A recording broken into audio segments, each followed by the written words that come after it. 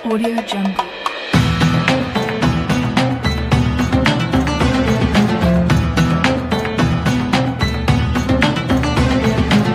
Audio Jungle.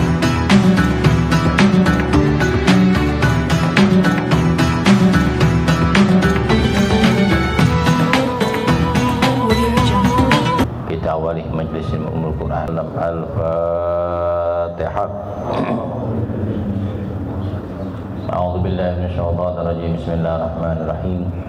Alhamdulillahirabbil alamin arrahmanir rahim maliki yaumiddin. Iyyaka na'budu wa iyyaka nasta'in ihdinas siratal mustaqim. Shiratal ladzina an'amta 'alaihim ghairil maghdubi 'alaihim waladdallin. Amin. Bismillahirrahmanirrahim. Qala musannif rahimallahu ta'ala wa nafa'ana bi ulumi fid dharaini illa annahu qala faslun in ba'dolati. Pasal ini menerangkan sunnah sesudah sholat. Ada sunnah sebelum sholat, ada sunnah dilakukan ketika sholat, ada sunnah dilakukan di luar sholat. Adapun sunnah yang dilakukan sebelum sholat, salah satunya azan dan iqamah. Disunnahkan azan dan iqamah di sholatil ada, sholat adaan. Di dalam melaksanakan sholat 5 waktu itu disunnahkan azan dan iqamah. Ada lagi disunnahkan iqamah dunal azan, disunnahkan iqamat tapi tidak disunnahkan azan. Kasolatid duha, seperti solat duha, solatul duha, dan solatul tahajud dan solatul witir, termasuk solatul tasbih. Di dalam melaksanakan solat sunnah muakkad disunnahkan untuk iqamah, tidak disunahkan yang namanya azan. Wala yusannul azan wal iqamah bal yunadi faqat. Ada lagi sunnah yang tidak disunahkan azan dan tidak disunahkan qomat, akan tetapi cuman memanggil-manggil saja. Kasolatul Aidin, seperti solat 2 hari raya, Idul Fitri dan Idul Adha. Ada gak azan dulu, qomat dulu? Nah, tapi mengucapkan Bilal as-salah, as-salah, as-salatul Idul Fitri rak'ataini jami'ah rahimakumullah. Iya. Begitu juga salatul tarawih fir Ramadan. Di dalam melaksanakan salatul tarawih di bulan Ramadan, itu tidak disunahkan azan dan qomat, tapi memanggil saja, bal yunadi faqat. As-salatu minal witri, as-salatu minat tarawih rak'ataini jami'ah rahimakumullah. Begitu juga salat witir, as-salatu minal witri rak'ataini jami'ah rahimakumullah. Tuh, gitu. Termasuk sholatul istisqa, sholat minta hujan, tapi jangan sekarang. Enggak minta aja hujan mulu. Jangan sholat istisqa, Bang Jamal. Kasihan orang-orang yang pada ngelebu, rumahnya pada banjir. Nanti sholat istisqa kakalah musim kemarau itu. Termasuk sunnah sebelum kita melaksanakan ibadah sholat, pakaian yang rapi dan sopan. Pakaian rapi dan sopan, karena menghadap Allah. Kalau kita sembahyang pakaian rapi dan sopan, nanti ketika kita meninggal dunia, itu malaikat membawa pakaian dari surga, dipakaikan mahkota. Nanti kadang Allah udah rapi. Kenapa? Dulu ketika di dunia sembahyang pakaiannya rapi banget. Alhamdulillah. Kayak kain, jangan tahu lama-lama tuh kain dipakai. Ini kain sampai sebulan sampai melintir. kayak anak santri gitu. Sorban juga 2 minggu sekali dicuci. Ini sorban dipakai buat keringetan juga, ngelap juga. Enggak bersih. An-nadhafatu minal, termasuk Pak mau kena bini kita tuh suruh cuci, jangan bulan Sya'ban doang dicuci. Nah, begitu juga disunnahkan untuk memakai tib, minyak wangi. In wajada, kalau memang dia punya minyak wangi. Kalau kita sembahyang pakai minyak wangi, wangi banget. Bukan kondangan doang, ini kondangan pakaian rapi bener, patuk dia disemir, rambut pakai bris kayak tanco. Kayak orang ngaring. Itu zamannya ketua tuh itu. Orang ngaring zaman dulu mah. Lavender ada lagi. Inget aja berarti tua tuh dia. Gua zaman gua beloman. Itu pakai yang rapi-rapi wangian. Nanti ketika meninggal dunia nih kita, itu badan kita wangi. Ya Allah, pulan wangi banget. Dulu waktu sembahyang pakai minyak wangi. Tuh, beli dah minyak wangi, walaupun nggak mahal-mahal bener. Beli yang 10.000, kalau nggak 20.000, 6 bulan dipakai. Cuman Jumat doang dipakai. 6 bulan baru habis, bener nggak? Loh, pakai dah minyak wangi, mau kemampuan kita. Kalau nggak 1000 bunga, malaikat subuh. Mereknya tuh malaikat subuh. Gue kaget, nih minyak apa nih? Ini malaikat subuh. Berapa? Goceng. Murah amat. Malaikat subuh goceng. Aduh, kacau dah. Pakai minyak wangi. Wayati bisakina, datang untuk melaksanakan sholat dalam keadaan tenang, dalam keadaan jangan terburu-buru. Tuh salah satu sunnah. Banyak sunnah-sunnahnya, termasuk pakai sorban, itu sunnah sebelum sholat. Termasuk pakai cincin, sunnah. Kalau cincin nggak ada pusat, pakai apaan? Karet gelang aja, diikat. So kalau kita sembahyang banyak tambahan, itu 10 kebaikan. Kainnya rapi, celananya rapi, bajunya rapi dan sopan, tambah 10 kebaikan. Pakai kopiah, tambah lagi 10 kebaikan. Pakai minyak wangi, tambah lagi 10 kebaikan. Pakai cincin, 10 kebaikan. Sunnah tuh banyak. Kayak sorban, sunnah lagi, dapat 10 kebaikan. Pakai siwak lagi, tambah lagi 10 kebaikan. Jadi ketika disembayang, banyak sunnah-sunnah dilakukan sebelum sholat. Itu ibadahnya padat banget itu. Alhamdulillah. Yang rapi, yang cakep menurut kita. Pakaian cakep menurut kita, jangan menurut orang lain. Kalau batik kita masih sanggup beli 1.500.000, masih baju koko cuma 150 aja kita nggak sanggup. Buat Allah bakal kita. Kalau perlu sorban putih kita pakai terus nih. Sembayang, biarin udah jelek tempat kita nih, sembayang kita pakai nih sorban.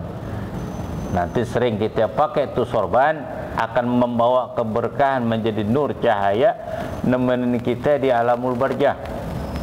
Boleh wasiatin tuh sorban yang sering saya pakai bekas sembahyang, nanti kalau saya wafat tambahan bungkus jasad saya.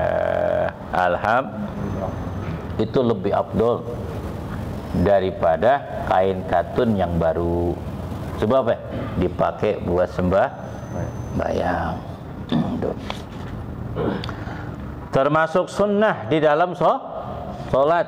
Tuh sunnah ketika sembahyang, merapisan sop dan barisan yang rapi.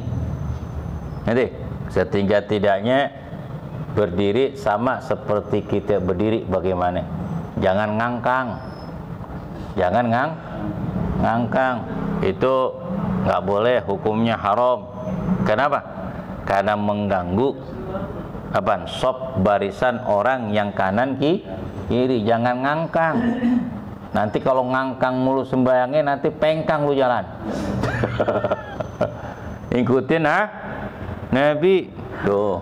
Jangan takbir, jangan nyari-nyari jari orang, kaki orang dicariin, jangan. Kaki orang dicari-cari, jangan. Itu. Ini kadang-kadang gagal paham di dalam arti makna hadis Nabi. Man wasalu wasalullah, sampai saja menyambung sab, maka Allah sambung dengan rahmatnya. Itu sambung itu bukan berarti apa? Dempet, bukan. Sekiranya orang pengen lewat kagak bisa, jangan pagar, karena pagar nempel supaya rapet, itu kan benda kita. Apalagi orang lagi cantengan kepinjak nginjerit itu dia.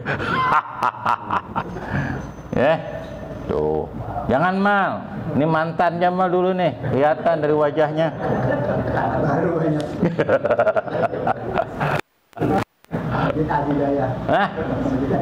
Cita hidayah. Aduh, jangan mal yang ikutin dia mah gitu mal. Banyak sunah-sunahnya. Sunah-sunahnya Pak, hampir 373 sunnah yang dilakukan ketika sholat. Tuh nggak berasa kita melakukan sunnah.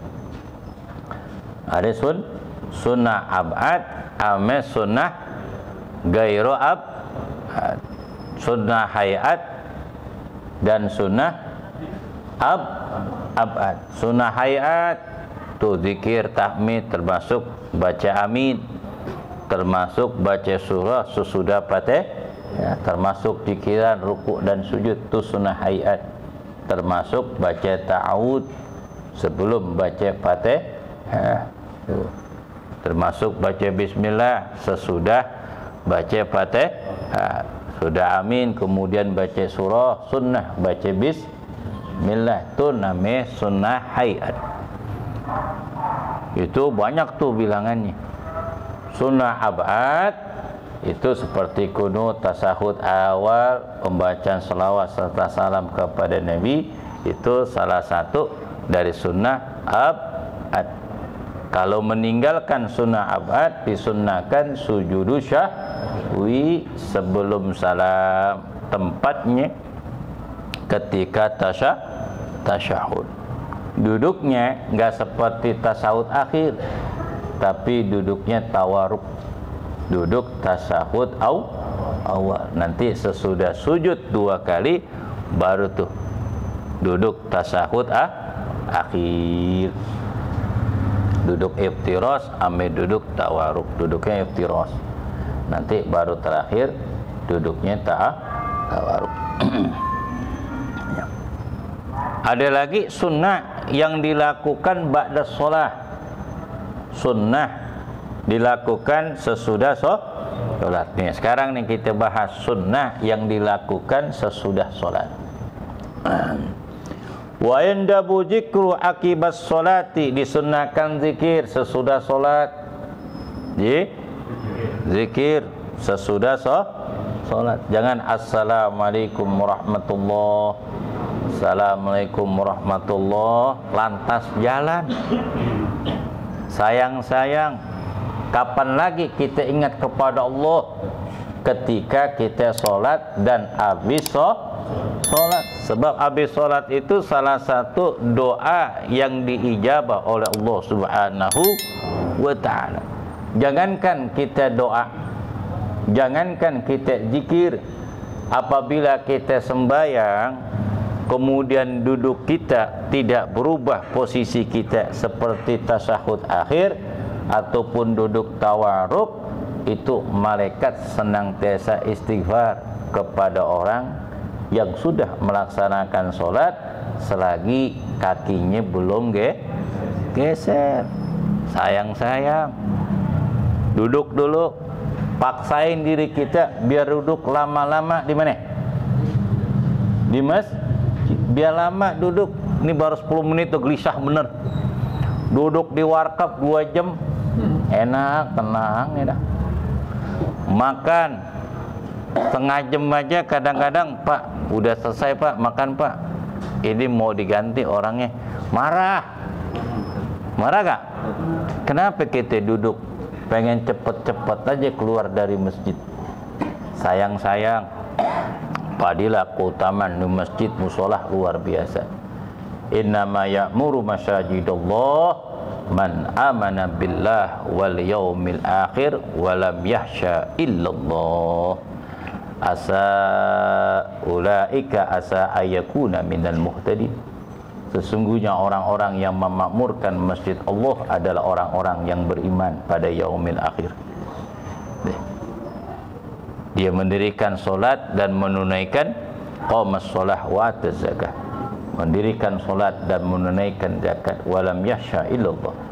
Dia tidak takut hanya kepada Allah. Mereka itulah mudah-mudahan termasuk orang yang mendapatkan petunjuk. Tuh, duduk di masjid. Lama-lama kita duduk di masjid. Jangan diam aja habis sembahyang, zikir. Itu dalam kitab Subuhus Salam ataupun dalam kitab Bulughul Maram itu dijelaskan secara perinci. Dalam kitab Fathul Bari, Sahih Muslim, Sunan Nasa'i, Sunan Ibnu Majah ataupun dalam Kitabul Azkar, itu banyak riwayat-riwayat hadis yang sahih. Para sahabat menyaksikan Nabi setelah sembahyang Nabi zikir akibat solat. Akibat solat. Salah satunya sesudah sembahyang, Assalamualaikum warahmatullahi, Assalamualaikum warahmatullahi, ucapkan Alhamdulillah sambil mengusap mukanya dengan kedua tangannya. Apa kata Abdullah bin Umar radhiyallahu ta'ala anhu? Ra'aitun nabiyya sallallahu alaihi wasallam masaha wajhu bil yadain ba'da shalah. Rawahu Bukhari wa Muslim wa Nasa'i wa Tirmidzi. Kata Abdullah bin Umar, aku melihat Nabi sallallahu alaihi wasallam mengusap mukanya dengan kedua tangannya sesudah.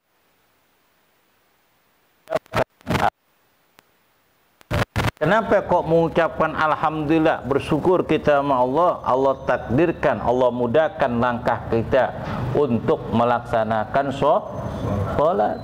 Aqimis sholata li dzikri. Dirikanlah sholat karena engkau mengingat aku. Kakala kita bisa melaksanakan sholat. Alhamdulillah, kita ucapan Alhamdulillah ya Allah, kami bisa melaksanakan sholat. Berarti betul waktu hidup di dunia untuk melaksanakan sholat. Beruntung orang yang bisa sholat kepada Allah yang maha kuasa. Berapa berarti misalnya dan menangis orang-orang yang ada di alamul barzah. Kakala mereka mendengar waktu ibadah sholat suara azan, itu di alamul barzah dia menangis dan menjerit, ya Allah, sami'nal munadiya fid dunya. Ya Allah, aku dengar panggilan itu ketika aku di dunia. Walam a'tiha, akan tapi saya enggak datengin, enggak ijabah panggilan tersebut, dan aku lupa akan mengingat engkau ya Allah. Rudduni ila dunya, kembalikan diriku ke alamul dunya, cuman sekedar mau sholat. Maka kalau orang susah banget disuruh sembahyang berat banget, disuruh sholat, berarti dikepengen mau disolatin ntar. Enak Pak disolatin, nggak pakai ruku, nggak pakai sujud, cuman takbir doang. 5 menit selesai. 5 menit selesai. Tuh jangan sampai tuh. Kalau kita rajin sembayangkan, menjadi nur cahaya. As-salatun nurun bil gubri. Salat itu akan menjadi cahaya di alam kubur. Wan nurun wadiya'un fis sirat, akan menjadi nur dan cahaya terang menerang di jembatan Shiratul Mustaqim. belum ibadah-ibadah yang lain yang membekap kita datang menghadap Allah Subhanahu wa taala. Sesudah mengucapkan alhamdulillah dengan mengusap kedua tangannya ke mukanya, ucapan alhamdulillah. Kemudian apa? Dia baca istighfar, astaghfirullahalazim li walidayya, ataupun istighfar secara khusus, astaghfirullahalazim min kulli dzambin azim wa atubu ilaih, la haula wala quwwata illa billahil aliyyil azim. Tuh istighfarnya tuh secara khusus untuk diri kita, ataupun istighfar untuk diri kita dan keluarga kita, untuk kedua orang tuh, astaghfirullahalazim li walidayya. Ada lagi istighfar untuk dirinya, untuk kedua orang tuanya, untuk gurunya dan orang-orang yang berjasa kepada dia, dan kaum muslimin dan muslimat. Cakep banget itu. Astaghfirullahalazim li walidayya wa limasayyikhina wa lagi wa liman haqqun al-wajibatu alaina wa li jamil muslimina wal muslimat wal mu'minina wal al-ahya minhum wal amwat. Tuh 3 tata cara istighfar. Kau perlu satu-satu. Alhamdulillah.